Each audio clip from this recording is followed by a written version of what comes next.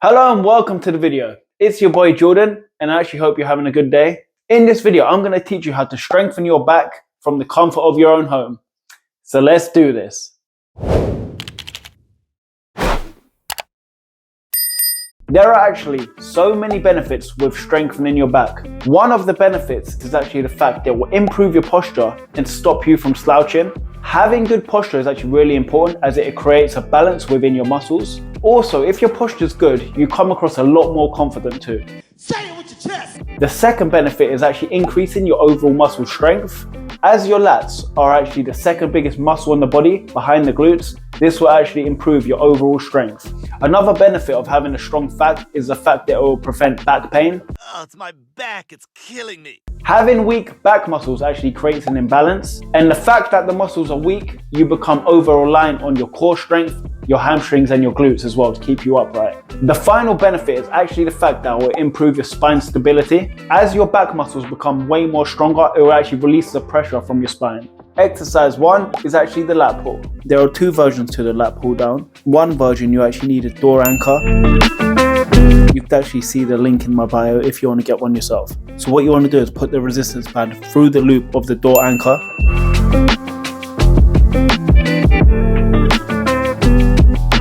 Grab the resistance band either side in a neutral grip.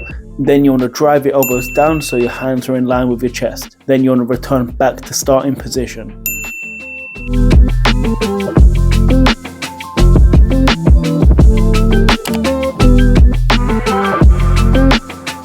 For a harder version, you could actually get on your knees and this will increase resistance and increase the range of motion.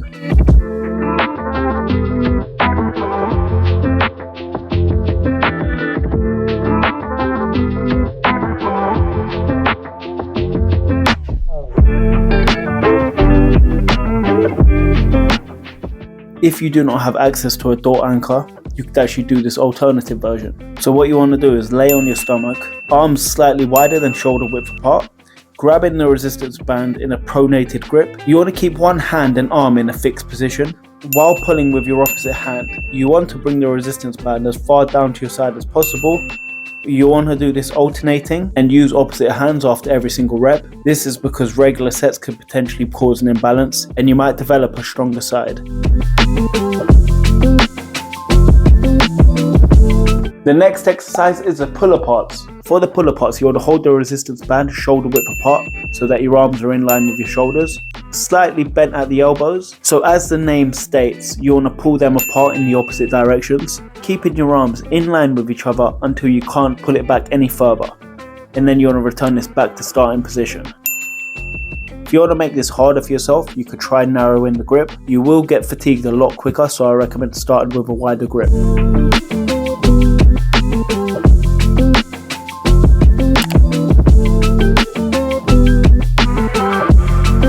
Next up, we have the seated row.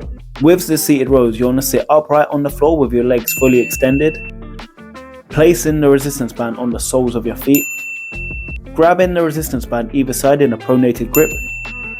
You actually want to make sure that you're wearing something grippy at the bottom of your feet, just so the elastic doesn't fling back at you. So while you're in the starting position, you should pull the resistance band towards your body by drawing your elbows back.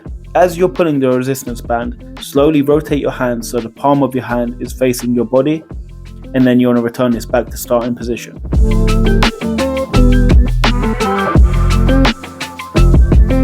If you want to make this a little bit harder and work unilaterally, you could actually use a slightly smaller resistance band. The same concept applies, however you're actually working one side at a time. With the smaller resistance band, if you want to work your right side, put the resistance band on your right foot. And if you want to work your left side, put the resistance band over your left foot.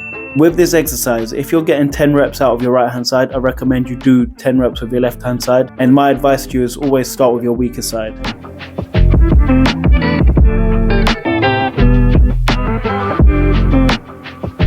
Next up, we actually have the resistance rows. With the standing resistance row, you want to grab the resistance band either side, place the resistance band on the floor, standing on the resistance band with your feet at hip width apart. You want to be slightly bent at the knees and your hips with your chest out.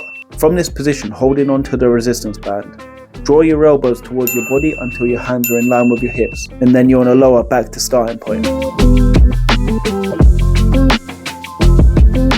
If you want to work one side at a time with a smaller resistance band, you also have this option. So you want to start off by putting your foot through the resistance band. If you want to pull with your right side, then put your right foot through. If you want to pull with your left side, then put your left side through. And then you want to draw your elbows back towards your body until you can't pull anymore. And then you want to return your hand back to starting position, maintaining the same posture. I prefer this exercise to the standing resistance row. This is because with the smaller resistance band, the range of motion increases and so does the resistance, making it a lot harder.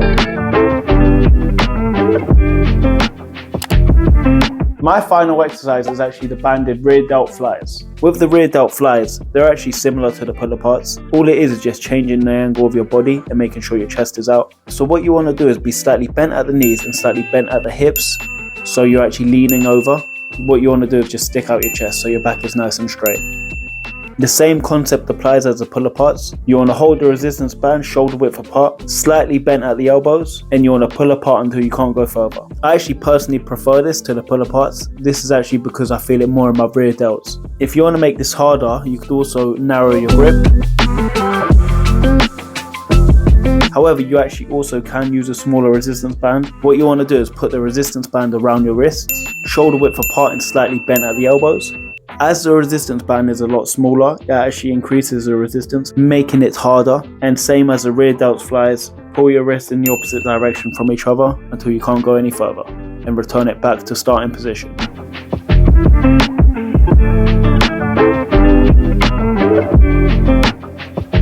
And that is it. They are my 5 exercises you need to build a stronger back from the comfort of your own home. That is a lat pull, pull aparts, seated rows, resistance rows, and finally banded rear delt flies. You could actually use these 5 exercises in either circuits, sets, or intervals, whatever suits you. With these 5 exercises, not only would you actually strengthen your back, you actually build a little bit of muscle also. You will be creating a more toned and defined back, and then you will be the one bringing sexy back.